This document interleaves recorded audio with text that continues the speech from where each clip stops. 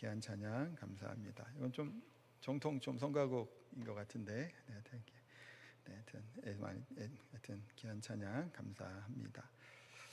오늘 설교 제목은 이제 한마음이라고 하는 제목으로 이제 설교를 합니다. 한마음 된다라고 하는 말은 참 좋죠. 참 한마음이 된다라고 하면 동시에 이런 생각을 하게 돼요. 과연 가능한가? 어떤가요? 한마음이 될 수 있나요? 이게 쉽지 않죠. 사실은 생각도 다르고 살아가는 환경도 다른 사람이 한마음이 되는 것은 정말 어렵다라는 생각을 하게 됩니다. 제주에 최근에 이제 하늘을 보다 보니까 파란 하늘에 뭉게구름이 이제 떠다니는 것을 봤어요. 파란 하늘에 뭉게구름 하면 참 좋죠. 편안하고 평안함이 있어요. 저도 어릴 때 봤던 이 하늘에 대한 이미지가 좀 그런, 그리고 하면 학교에서도 파란 하늘하고 동그란 이제 뭉게구름을 한 두어 개 그리면서 했던 기억이 납니다. 원래 우리나라가 이렇게 뭉게구름이 많이 있었나요? 제 기억이 안 나요. 그랬는지 아닌지. 근데 만화나 보고 어디 보면 항상 파란 하늘에 하얀 구름을 어릴 때 많이 그렇게 봐서 그런지 하늘, 좀 좋은 하늘은 그런 느낌이 납니다. 그런데 말이죠, 이 뭉게구름이 그 아름답고 보기 좋게 이렇게 하얗게 솜사탕처럼 막 이렇게 모여 있잖아요. 근데 이것도 하나 덩그러니 있는 게 아니죠. 결국은 작은 물방울이 모여서 뭉게구름을 이루어 간단 말이에요. 작은 물방울 하나하나를 따지고 보면 사실은 별거 아니잖아요. 그렇죠? 근데 그 작은 물방울들이 모여서 하늘을 이렇게 아름답게 수놓고 있다라는 것을 보게 됩니다. 우리 성도들이 바로 이 물방울 같을 수 있겠죠. 각자 봐도 대단한 분들도 많이 있겠지만, 그래도 또 별볼 일 없어 보일지라도 예수 그리스도라고 하는 한 방향을 향해 마음을 모으게 될 때 우리는 세상의 시선을 사로잡는 복음의 증거자와 하나님 기뻐하시는 그런 공동체, 우리 교회로 또 세워질 수 있지 않을까라는 생각을 해보게 됩니다. 오늘 빌립보서 말씀을 통해서 이제 빌립보 성도들을 향해서 권면하는 것이 결국은 한 마음을 이룰 것에 대해서 권면합니다. 막연하게 그냥 한 마음이다라고 하는 것이 아니라 예수 그리스도 안에서 우리가 어떻게 하나가 될 수 있는지에 대한 또 내용들을 알려주고 있고, 또 그리스도 안에서 진정으로 하나 될 때 우리가 기쁨을 또 은혜를 누리게 될 줄 믿습니다. 먼저 지난 시간에 봤던 1장 27절부터 30절 내용을 조금 한번 정리하고 2장으로 넘어갈 건데요. 왜냐하면 2장 1절에 어떻게 시작을 하죠? 그러므로로 시작하죠. 그러므로라는 얘기는 앞에 있었던 사건과 이어서 그러므로라고 하는 말이에요. 그래서 앞의 내용을 한 번 더 좀 정리를 하도록 할게요. 그리스도인들은 예수님의 은혜로 하나님의 자녀가 되는 권세를 누렸죠. 그래서 하나님의 자녀라고 하는 것은 결국은 그 영원한 죽음과 사망 가운데 있었던 우리들을 예수님께서 대속하여 주시고, 또 그리스도 안에서 구속함을 입어서 하나님의 자녀가 되는 특권을, 요한복음 1장 12절에 말씀하잖아요. 하나님의 자녀 특권을 누리게 되었다라고 말씀합니다. 그런데 이 하나님의 은혜 받은 우리가 은혜만을 받은 것이 아니라 또한 뭐를 함께 받게 되나요? 고난도 함께 받게 하여 하십니다라고 이제 지난 시간에 봤죠. 요한복음 15장 18, 19절에도 보면 그 얘기를 하고 있어요. 세상이 너희를 미워하면 너희보다 먼저 나를 미워한 줄 알라. 세상이 너희를 싫어하면 너희보다 나를 먼저 싫어한 것을 알라라는 거예요. 그리고 지난 시간에 봤던 얘기가 나오죠. 너희가 세상에 속하였으면 세상이 자기의 것을 사랑할 것이나 너희는 세상에 속한 것이 아니요 도리어 내가 너희를 세상에서 택하였기 때문에 세상에 너희를 미워한다라는 거예요.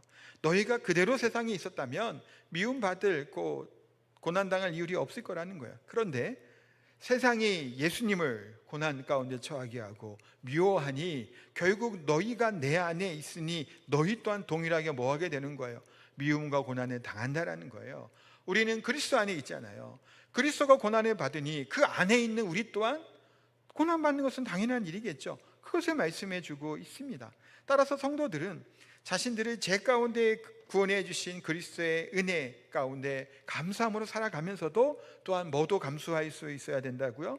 고난도 감수해야 된다라는 것을 말씀합니다. 그래서 빌립보서 오늘 1장 29절에 보면 그리스도를 위하여 너희에게 은혜를 주신 것은 다만 그를 믿을 뿐 아니라 또한 그를 위하여 고난도 받게 하려 하심이라 라고 분명하게 말씀하고 있죠. 은혜를 주신 것은 라고 하는 말은 하나님의 강한 간섭과 인도하심이 있다라고 하는 설명이 포함되어 있는 단어예요. 지난 시간에 이 설명은 드리진 않았습니다만 은혜를 주셨다라고 하는 이 표현에 나타나는 원래 그 원어적인 의미나 이런 표현들은 하나님의 간섭과 강한 인도하심이 있다라는 것을 얘기해요. 그 얘기는 즉 은혜 이후에 뭐를 또 설명해요? 고난도 설명하고 있잖아요. 그러니까 빌립보 성도들의 고난을 당할 때 하나님이 나를 잊어버린 것이 아닌가라고 하는 생각으로 당황하거나 좌절할 필요가 없다라는 거예요. 우리도 때로는 어려움을 당할 때 당황스럽고 두렵지 않아요. 하나님이 나를 그냥 내버려 두시는 것이 아닌가? 하나님이 나를 그냥 버리셨나라는 생각이 때로는 들 수 있죠. 우리가 우리 자녀들을 키울 때도 그런 적이 있잖아요. 뭐 저는 있어요. 큰 애가 어릴 때 여기저기 막 마트 가면 하도 돌아다녀서 그렇게 한 애는 아니지만 그래도 또 남자이다 보니까 막 돌아다녀요. 그러면 어쨌든 힘들잖아요. 데리고 다니기. 그래서 한때는 어쩔 때는 딱 숨어요 이렇게. 그럼 얘가 혼자 막 구경하고 하다가 두리번 하는데 엄마 아빠가 없죠. 그럼 얘 표정과 얘 몸짓이 어떨까요? 몹시 당황스러워하고 당황하죠. 어찌할 바를 몰라 합니다. 좋은 교육 방법인지는 모르겠습니다만 별로 지금부터 별로인 것 같은데 어쨌든 가끔 한두 번 정도 했던 것 같아요. 엄마랑 가까이 있으라는 거예요 사실. 그러면서 이렇게 했는데 사실은 하나님 앞에서 하나님이 나를 지켜보고 계시고 함께하고 계신다라면 그렇게 두렵고 떨리고 당황할 게 없어요 사실은. 그런데 우리가 고난과 어려움을 당하게 될 때 뭐 어떻게 당하나요? 하나님은 그냥 나를 내버려 두고 이대로 내가 멸망하거나 이대로 내가 실패하거나 이대로 내가 좌절한 일을 겪을까라고 하는 두려움이 생기는 거예요. 당황스럽죠. 그래서 왜 이런 일이 생길까라고 하는. 그렇다면 이 고난 또한 하나님의 뭐 가운데 있다라는 것을 설명한다고요? 주권과 주관 가운데 있다라는 겁니다. 우리가 겪는 고난도 하나님이 주관하시고 인도하신다는 사실이에요. 그렇다면 성도들이 고난을 받을 때 유익한 것은 무엇일까요? 그 몇 가지를 조금 볼 거예요. 첫 번째는 같이 한번 읽어볼까요? 다 있으니까 같이 읽을게요. 고난은 성도들의 심령을 그리스도에게 더 가까이 나아가게 합니다. 아멘. 그렇죠. 고난 당할 때 우리의 반응은 뭘까요? 때로는 좌절하기도 하고 원망하기도 하지만 누구를 붙잡으려고 해요? 하나님을 붙잡죠. 사실은 믿음이 있고 신앙이 있는 성도들이라면 하나님을 찾고 부르짖습니다. 그래서 심령이 가난한 자는 복이 있나니 애통하는 자는 복이 있다라는 거예요. 의에 주리고 목마른 자는 어떻다고요? 복이 있다고요. 하나님을 찾는 거예요.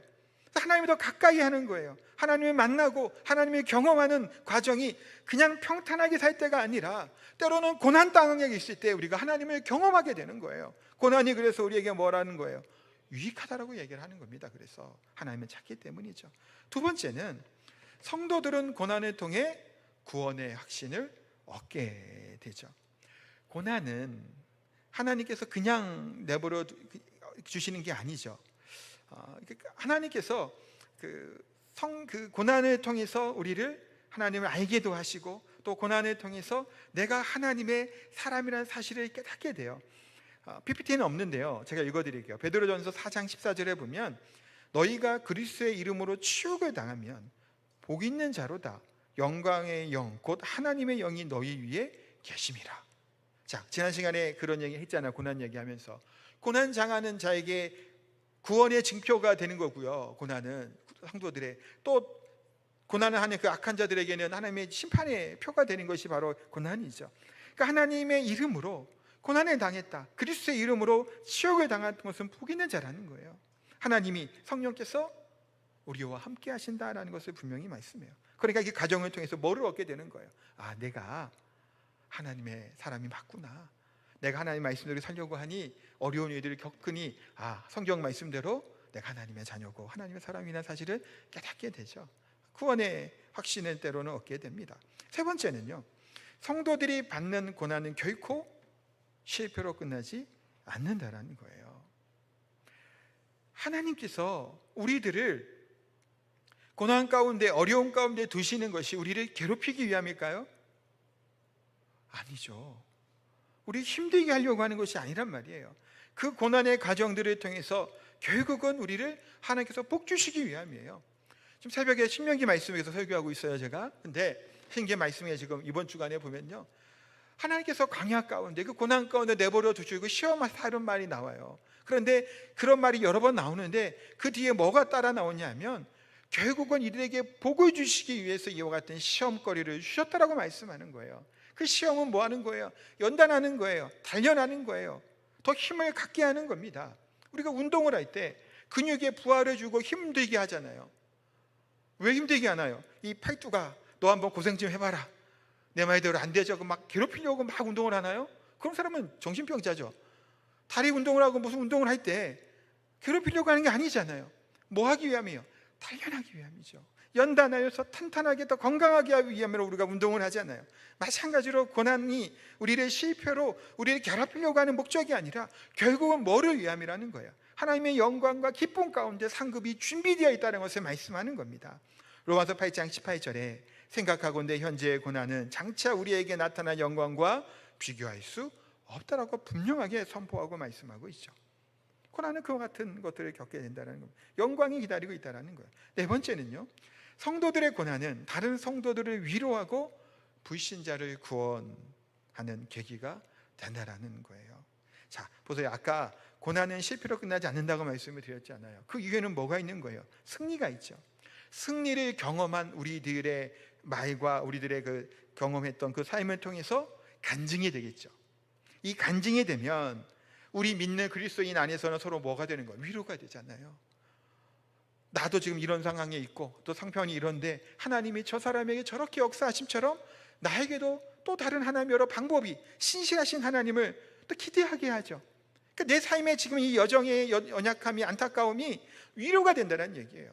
또한 우리가 이 질병으로부터나 또 아픔으로부터 여러 가지 가정의 어려움으로부터 회복되는 것을 통해서 이 위로가 될 뿐만 아니라 또 뭐가 돼요? 구원의 계기가 되죠. 믿지 않는 사람, 하나님을 알지 못하는 자들이 우리들의 그런 하나님의 역사하심을 통해 뭐를 경험하는 거예요? 아, 하나님이 살아계시구나, 그런 사실을 깨닫게 되겠죠. 그것을 통해 또한 복음의 증거의 구원의 계기가 된다라고 말씀할 수 있습니다. 또한 다섯 번째는 성도가 고난을 통해 승리하면 사탄은 낙심하게 되고 하나님은 영광을 받는다라는 거예요. 악한 세력들은 끊임없이 우리를 괴롭히고 쓰러뜨리려고 하고 넘어뜨리려고 하죠. 패배하게 만들어요.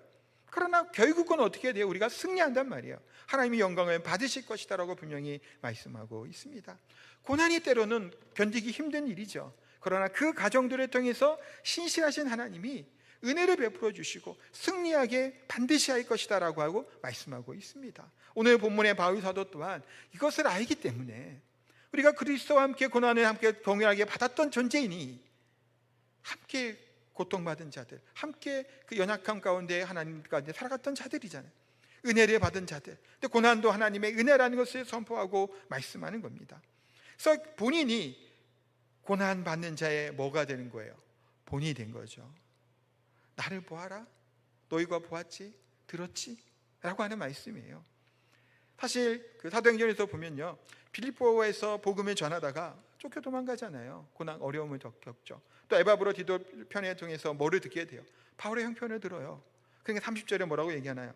너희에게도 그와 같은 싸움이 있으니, 고난을 얘기하는 거예요. 너희가 내 안에서 본 바요, 이제도 내 안에서 듣는 바다라는 겁니다. 그런 고난을 통해 하나님의 유익함과 신실한 은혜가 분명히 있을 것을 확신하고 하나님 앞에 기뻐하고 감사할 것을 권면하고 있단 말이에요. 자, 이와 같은 얘기를 하고 오늘 2장에 들어가면 뭐라고 시작하죠? 그러므로 그리스도 안에 무슨 권면이나 사랑의 무슨 위로나 성령의 무슨 교제나 긍휼이나 자비가 있거든 하나 되어라, 이 얘기도 설명하는 거예요. 교회가 하나됨을 설명합니다. 바울은 이제 교회의 연합의 네 가지 근거를 교회 안에 있다라고 하는 것을 전제로 이제 말씀하고 있죠. 그 네 가지를 좀 짧게 좀 또 살펴볼게요. 첫 번째는 그리스도 안에 무슨 겉면이나라고 말씀합니다. 이 얘기를 조금 풀어서 설명을 하면 이런 의미가 돼요. 그리스도와의 교제를 통해 얻을 수 있는 겉면, 이라고 말할 수 있고요. 또 그리스도 안에서의 삶과 그리스도를 아는 지식이 너희의 마음을 설복하게 된다면 이라고 이제 또 풀어 설명할 수 있습니다. 그러니까 그리스도와 교제를 통해서 얻게 되는 우리의 권면이 있다라는 거예요. 그리스도께서, 우리 성령께서 우리를 어떻게 권면하시나요? 파라클레시스라고 하는 위로, 권면, 두 자 쓰는 단어예요. 권면을 어떻게 권면하죠? 뭘로 권면하실까요? 그리스도께서, 우리 성령께서는 하나님의 말씀으로 우리를 권면하시죠. 우리를 위로하시죠. 우리에 힘 주시죠. 말씀에 근거하지 않고 그리스도 안에서 하지 않으면서 권면이라고 하는 이름으로 때로는 우리가 성도들과 성도들끼리 어떤 일이 일어나게 돼요? 상처를 주죠. 그렇죠? 이런 말을 하면서 상처를 줄 때가 있습니다. 사랑해서 그렇다라는 거예요. 뭔 사랑해서 그래요? 사랑해서 그런 거 아니잖아요. 바른 길로 인도한다고 얘기한다고요? 정말 그런가요? 내 의와 내 자랑을 내세우고 싶은 거 아니에요? 정부 자신을 돌아봐야 되겠죠. 그리스도의 권면이에요. 사랑의 권면이라는 겁니다. 성도들 간에만 그런가요? 자녀들을 키울 때 또한 어떤 경우가 있나요? 사랑하기 때문에 이렇게 한다고 얘기하죠. 사랑에 매를 때린다고 얘기를 해요. 근데 얼마나 많은 아이들에게 상처를 주고 아픔을 주는 경우가 너무나 많죠. 본인의 감정에 그 분에 못 이겨서 징계할 때도 많잖아요. 사랑의 매라고 얘기하는데 정말 그렇게 사랑이 있나? 우리가 알잖아요. 부모 입장으로 그렇게 사랑하면 내가 뭐라 그러지 않았다는 사실을. 그것도 물론 있지만 막 화가 나서 뭐라고 해도 참 많죠. 근데 하물며 교회 안에서 성도들끼리 같이 권면하는 것, 사랑의 권면, 그리스도의 권면으로 권면을 하고 있는가요?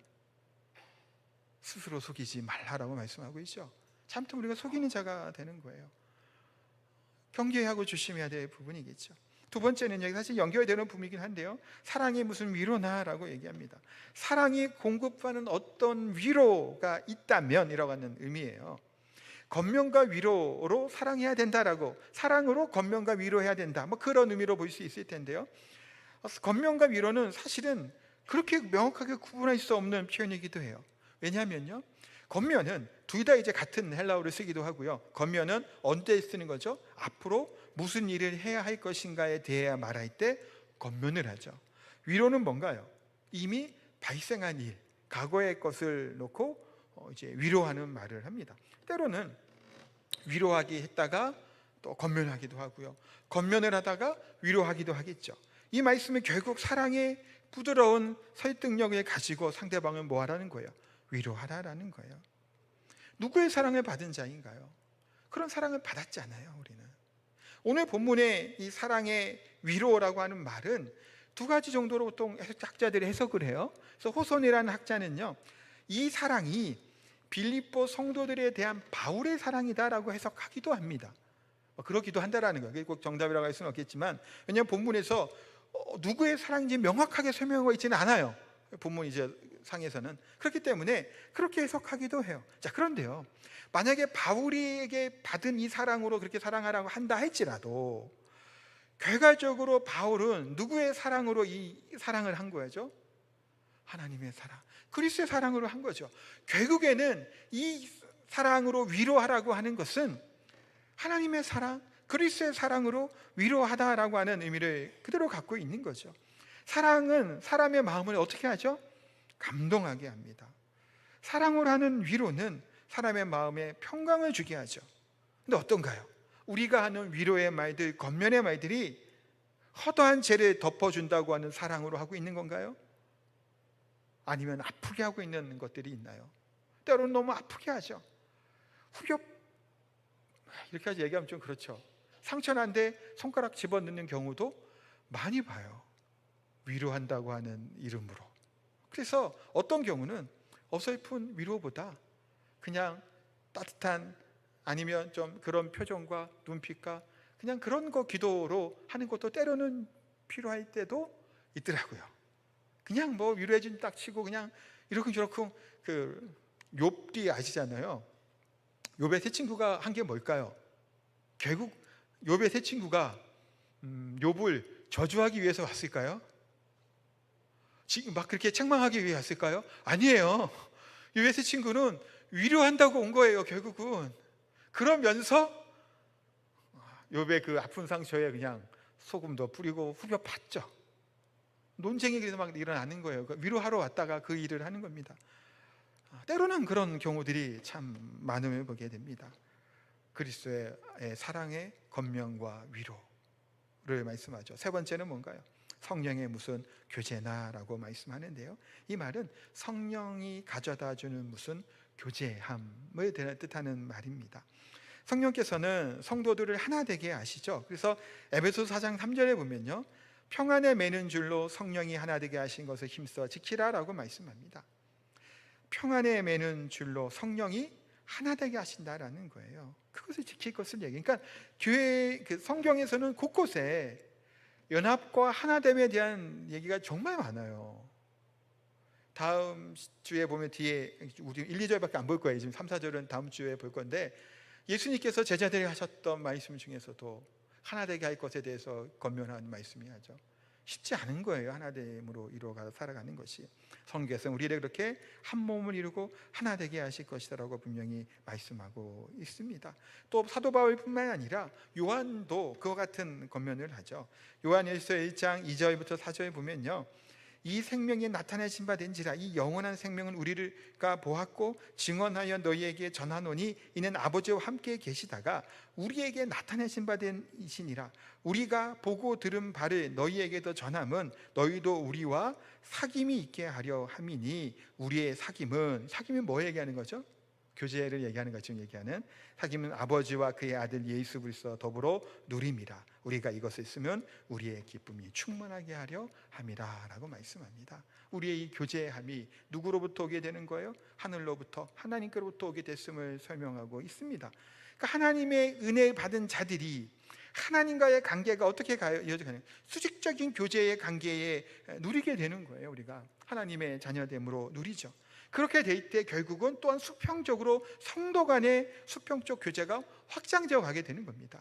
먼저는 하나님과의 우리의 관계가 회복되는 거예요. 그 이후에 수평적인 관계가 충만하게 되고 기쁨을 누릴 수 있다라고 말씀하고 있죠.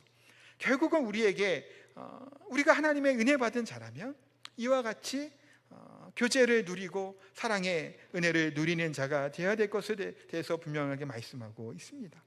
교회 안에서도요, 때로는 좀 서먹서먹한 관계들도 있고요, 말 별로 안 하는 관계도 분명히 있죠. 좀 꺼려지는 사람도 분명히 있습니다. 교제하지 않는 경우도 사실은 발견하게 됩니다. 물론 그 인간관계가 쉬운 일은 아니에요. 그래서 오랜 시간 그런 관계들이 때로는 있겠죠. 그것은 차차 이렇게 애써 보더라도 또 한편으로는 좀 우리가 주의를 돌려볼 필요가 있습니다. 또 때로는 새로운 또 성도들도 있죠. 그러면 내가 무슨 역할을 맡은 자가 아니더라도 말 한번 좀 이렇게 걸어보고, 물론 말 걸면 불편해하는 분들도 있어요. 네. 그래서 그때는 조용히 이제 간식만 조금 해주면 좋겠지만, 하여튼 그런 분도 있고요. 그래도 조금 혼자 식사하는 분이 있다면 같이 가서 그래도 식사하고, 혼자 있으면 같이 이렇게 하자고 좀 하겠으면 얼마나 좋을까요? 근데 보통 교회 안에서도 그냥 친하고 그 죄송한 편에 물이 지어져 있잖아요. 그렇게만 그냥 교제하다가 그냥 멈추는 경우들이 많아요. 물론 그게 편하고 좋죠. 사실은 어색하고 또 불편한 그런 것들은 쉽지 않을 것은 다 압니다. 저 또한 성격이 이렇게 막 살가운 성격은 아니잖아요. 누구보다 잘 알아요. 근데 그럼에도 불구하고 좀 주변에 그런 분들이 있고 새로운 분들이 있다면 또 먼저 좀 말도 걸고 또 얘기도 좀 걸어볼 수 있겠죠. 또 관심을 가지고 관심이 있다라는 것을 표현한 것 또한 너무나 중요하다라는 거예요. 그 성령이 주시는 뭐예요? 교제함이 여기에 조금 했던 교제권이 넓어져 가는 것들을 경험하는 것이 너무나 중요하다는 것을 보게 되죠. 그런 교제가 필요합니다. 성령의 교제, 또 사랑의 나눔들이 필요하죠. 또 네 번째는 긍휼이나 자비가 있거든. 이 얘기는 하나님의 그 은혜를 받은 자, 자비와 긍휼을 받은 자가라면, 그런 자라면 하나 되어라 라고 하는 1절 뒤 마지막 부분이죠. 우리는 다 뭐한 자들이에요? 긍휼을 받은 자들이고 인내하심을 경험한 자들이고 은혜 받은 자들 아닌가요? 우리가 은혜 안 받았나요? 은혜 받았죠. 하나님의 놀라운 구속의 은혜를 받은 자들이에요. 그러니까 이렇게 은혜 받은 자들이라면 마음을 같이 하고 같은 사랑을 가지고 뜻을 합하여 한 마음을 품으라고 말씀하는 겁니다. 은혜를 받지 않았다면 그렇게 못하죠. 사실 그렇게 못합니다. 은혜 받은 자이기 때문에 은혜 받은 자가 추구하고 해야 될 것에 대해서 말씀하고 있어요. 은혜 받은 자, 이와 긍휼을 받은 자가 한 마음으로 할 것에 대해서 말씀하죠. 2절을 한번 볼까요? 2절 같이 한번 읽을게요. 마음을 같이 하여 같은 사랑을 가지고 뜻을 합하여 한 마음을 품어. 자, 같은 내용, 비슷한 내용이 반복되고 있죠. 마음을 같이 하고 같은 사랑을 가지고 뜻을 합하고 한 마음을 품어. 비슷한 말이에요. 비슷한 말을 반복해서 4가지 요소로 설명하고 있는데요, 비슷하지만 그래도 조금 나누어 보면요, 마음을 같이 한다는 것은 뭔가요? 내적인 뜻과 감정을 하나로 묶어놓는 상태를 뜻하는 겁니다. 제가 지난 시간에 축구나 야구나 구기 종목 같은 거 설명하면서 잠깐 말씀을 드렸죠. 이 팀 플레이를 하잖아요. 이런 스포츠들은 어떤 마음을 가져야 되나요? 한 마음을 가져야 되겠죠. 마음을 같이 하지 않으면 승리할 수 없고 이길 수 없다는 것을 보게 됩니다. 그와 같이 긍휼과 은혜 받은 우리 교회는 같은 마음을 가질 것을 성경은 분명하게 말씀합니다. 하나의 목표를 가지고 나아가는 거예요. 그리스도의 복음과 하나님의 영광의 나라를 위해서 살아가는 것이 교회가 해야 될 바죠. 마음을 같이 하라는 거예요. 또 무슨 사랑을 가지려고요? 같은 사랑을 가지고 얘기합니다. 같은 사랑이란 사랑이 뭔가요? 우리가 누구의 사랑을 받았죠? 그리스도의 사랑을 받았죠. 하나님의 사랑은 무슨 사랑인가요? 아가페 사랑이죠. 희생적인 사랑이라는 거예요. 그냥 포장만 그럴듯한 그런 사랑이 아니에요.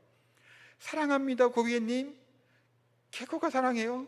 얼굴을 봤어요? 뭘 봤어요? 뭘 사랑해요? 사랑하기는 그냥 하는 말이죠. 귀에 듣기로 좋은 그런 정도의, 귀에 듣기 좋은 그 사랑이 아니에요. 여기서 얘기하는 사랑은 우리가 예배 전에, 설교 시작하기 때도 가끔 하잖아요. 예배 전에 좀 자주 하지만 찬양할 때 뭐라고 서로 인사하나요?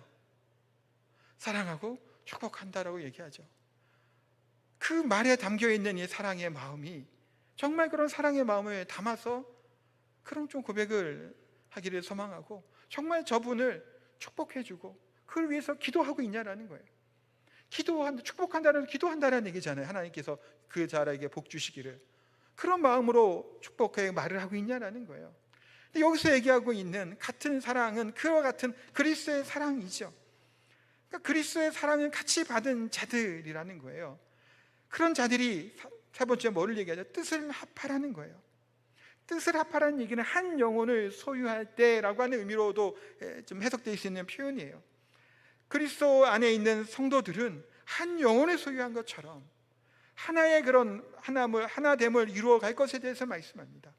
아니, 부부끼리도 가족끼리도 이게 어려운데 하물며 교회 안에서 이것이 가능하냐? 어렵죠, 물론 사실은. 그러나 그와 같이 뜻을 합하는 한 마음을 품을 것을 말씀하죠. 4번째, 그래서 한 마음을 품어 얘기합니다. 이게 첫 번째 마음을 같이 함과 한 마음을 품는 비슷한 말을 하고 있는 거예요. 같은 것 대신 하나라고 하는 말을 써서 한 번 더 설명을 하는 겁니다. 그만큼 뭘 얘기하는 거예요? 하나됨을 얘기를 하고 있어요. 한 몸을 이룰 것에 대해서 얘기합니다. 이 연합에 대해서 4번씩 반복해서 얘기하고 있죠. 글을 잘 못 쓰기 때문에 바울이 이렇게 글을 써낸 게 아니잖아요. 바울의 서신서 보세요. 얼마나 글이 좋아요. 그래서 하는 게 아니에요. 그만큼 강조하고 있죠. 한 마음, 이 마음이란 말은요, 또 어떻게 또 번역이 될 수 있냐면 생각하다라고 하는 말이에요. 같은 마음을 가져라, 같은 생각을 하라. 한 생각을 같이 품으라는 거예요. 생각과 마음, 그렇게 갈 것을 얘기하죠. 너무나도 강조하고 싶은 거예요. 빌립보 교회 같은 경우 칭찬을 많이 하면서 시작을 했잖아요. 저도 서론에 얘기하면서 많이 칭찬받을 만한 교회고요, 바울을 함께 도왔고 선교운동에 힘썼던 교회예요. 그러면 아쉬움이 없었을까요? 조금 연약함이 없었을까요? 있었습니다. 다음 주에 그 얘기 좀 더 얘기할게요. 4장으로 넘어가면 또 그 얘기도 나오는데요, 분열됨이 있었고 하나됨이 못하는 것이 분명히 그 가운데도 있었더라는 거예요. 그래서 외형적으로 하나되는 것처럼 보이는 그런 하나됨이 아니라, 또 이 세상에서 그냥 쉽게 얘기하는 사랑한다라고 하는 이 말들이 아니라 정말 사랑의 교제와 사랑으로 하나됨에 대해서 분명하게 말씀합니다. 사실은 눈에 보이는 이런 모습들 얼마든지 그렇게 할 수 있겠죠. 그러나 연합되어지는 하나 된다라는 것은 결국은 뭔가요? 정말 믿음 안에서 하나의 그 비전과, 그러니까 결국은 이 복음이 하나님도 한 분이시고 복음도 하나고 성령도 한 분이시잖아요. 그 하나됨을 이룰 수 있는 것은 우리 교회도 뭐라는 거예요? 결국은 하나라는 겁니다. 그리스도를 머리로 하고 한 몸을 이루는 지체라고 또한 고린도전서에는 설명하고 있잖아요. 그처럼 한 몸을 이룰 것을 말씀해요. 근데 이것이 누구나 봐도 드러날 만큼 실제적으로 하나 될 것을 권면하는 거예요. 그릇한 말로만 그런 것이 아니라 하나됨으로 나타날 것을 설명하고 말씀합니다. 사랑하는 성도 여러분, 이제 이야기하고 이제 정리하도록 합니다.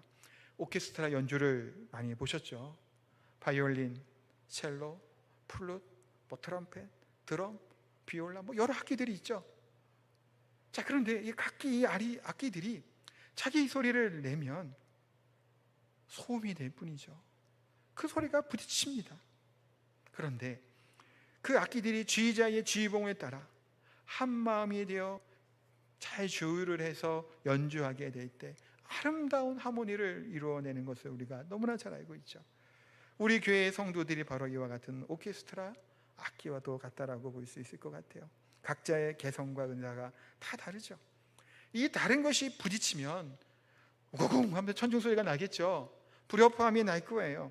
그러나 예수 그리스도라고 하는 지휘자 되신 우리 마이스트로께서 우리를 지휘해 나가시고 우리를 손끝으로 그 손끝을 바라보고 움직여 있을 때 우리는 어떻게 될까요? 아름다운 소리를 내고 우리들의 그런 아름다운 하모니를 통해서 복음이 아름답게 전파되게 될 줄 믿습니다.